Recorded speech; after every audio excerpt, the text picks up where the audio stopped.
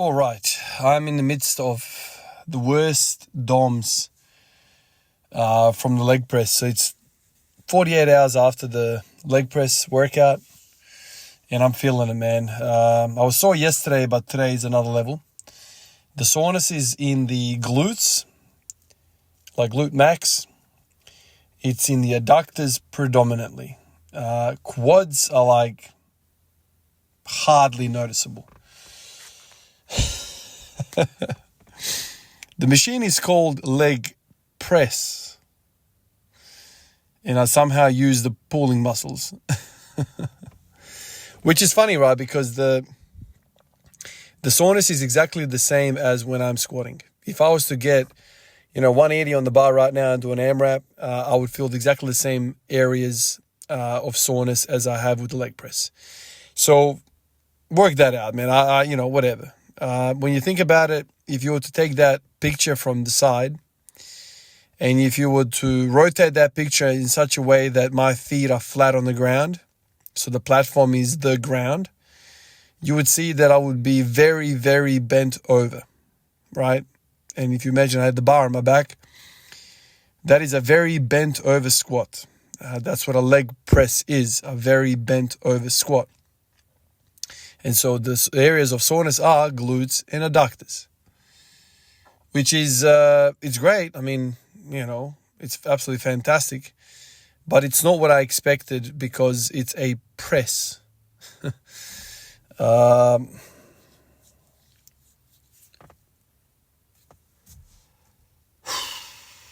So what do I reckon? I think the leg press is a good machine. I think it's feeling good, kind of like squatting really. But at the same time, I'm a little bit confused, right? Because if most people get the same type of soreness when maybe they don't, but I'm just saying, why doesn't the leg press carry over then? If I'm getting the same muscles involved, the same soreness like I would be if I squatted, why wouldn't that carry over? I'll struggle to understand. Why wouldn't that carry over? I think that would very much carry over, at least for me.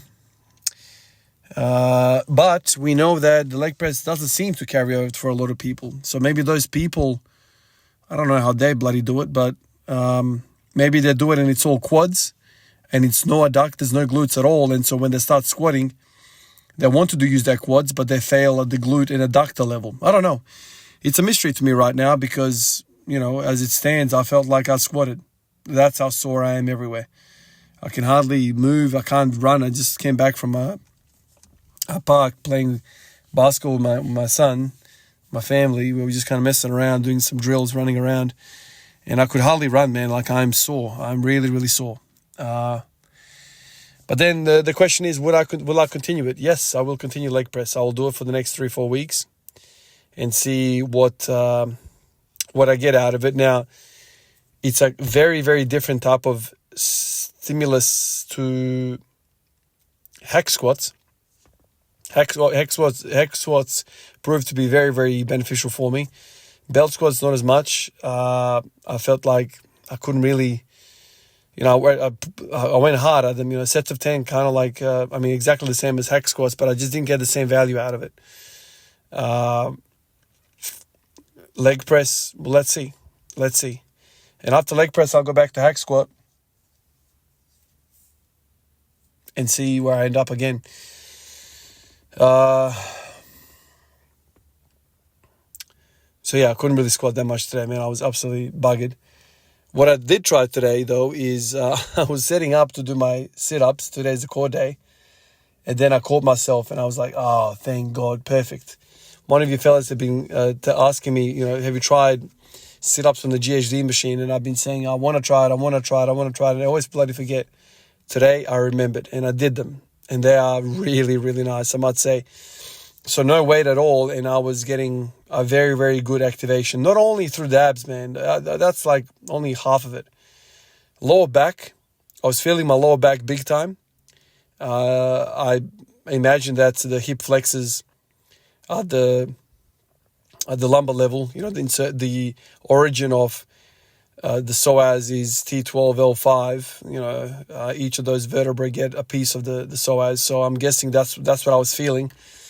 And I must say, it's a really, really nice feeling. I was a little bit kind of worried about, having too much arch in my back at the bottom because my hip flexors are tight and they don't want to let me kind of go into hip extension too much. But this was nice, man. It's a real feeling and a bit of, you're kind of scared to go back too far. You feel like the machine's going to let you go and you're going to go head first into the ground. But no, it was a good feeling. I'm a big fan of it. And I reckon I'll try and substitute this for the next few weeks as well. I've done sit-ups now for a few weeks, so let's do this for the following few weeks and see if I can rotate it around and get a few weeks of this. Nice feeling. I've seen people use weights. I'm not going to use weights. I'm going to try and just do this, try and get a set of 20.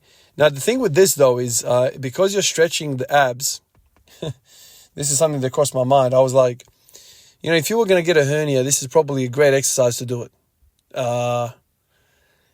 Because you're loading the core big time and you're also stretching the core. And so those two things, that's kind of what makes the abdominal wall rip and the bowel come through there.